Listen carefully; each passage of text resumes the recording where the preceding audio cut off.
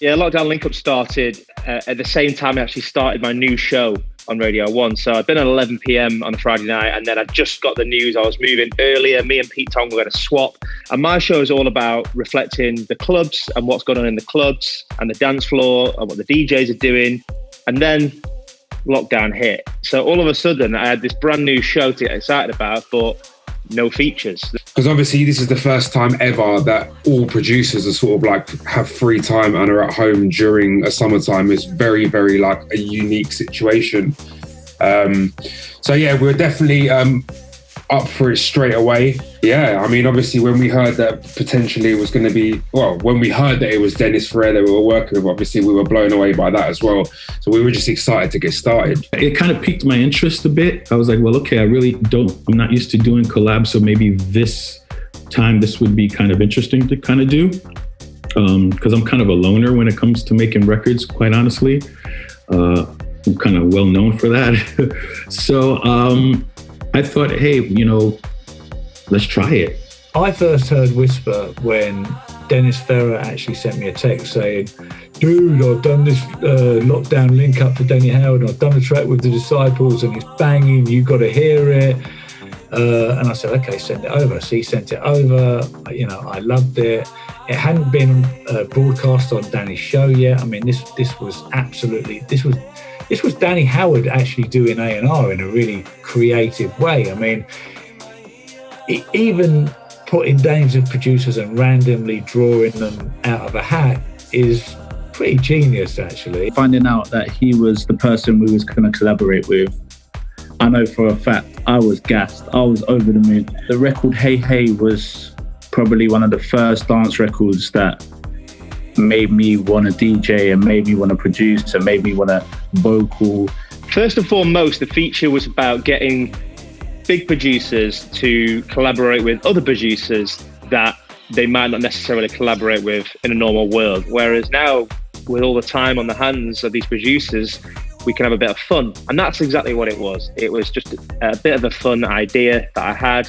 And my producer, Jay Forster, got to mention him because, it was initially his idea actually, and we developed it together. Collaborations, again, it's about chemistry. It's about what works. And that is really, really important in the music making process. Some of the greatest records are the things that just shouldn't happen.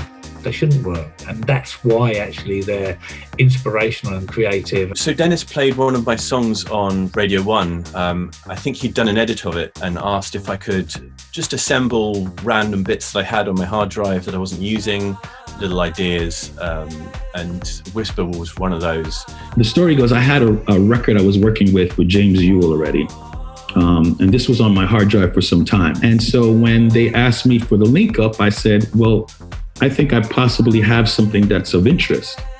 So I recalled that and I just sent it over to Disciples and they were cool with it. And we were like, okay, well, let's get it rolling then. Dennis would actually call me at the maddest hour, but obviously because not caring about the time zone difference or anything. And he'll just be like, what do you think of this arrangement? Or what about, should we cut out the bass here? Oh, send me that stem that was, send me it dry. I want to do something with it. So he was always like so amped from the beginning when we started doing this production to right up until the end. I mean, it takes a certain amount of trust between both parties to do it remotely, quite honestly. So that was, that if you've never done it before, it's kind of tough, but man, they nailed it. He had a few layers of instrumentation and then sent it over, and then Luke and I did our thing with adding like loads and loads of different quirky, strange ideas. Garrett added some production sounds. So he got in the studio and then he sent us back what was almost a finished product. And then we laid our signature brass in the middle 8. And that was game over. That was it.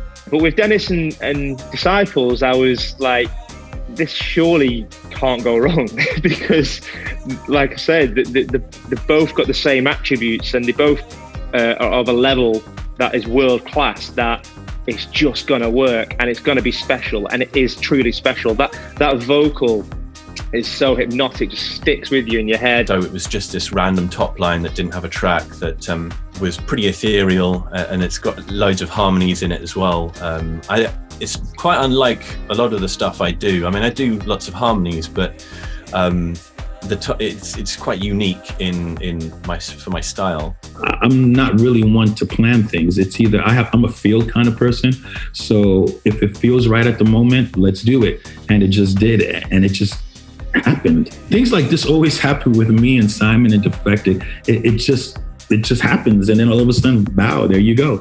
I think our sound fits really well with Defected, and we haven't sort of, obviously we don't have the long-standing relationship that Dennis has, but the fact that you guys go so far back and our sound fits in so well together with the brand, I think it was a complete no-brainer to make this happen. So this for me is like another layer up, is hold on a minute, I'm going to get some of the biggest artists, I'm going to put them together and make something completely new that we've never heard before.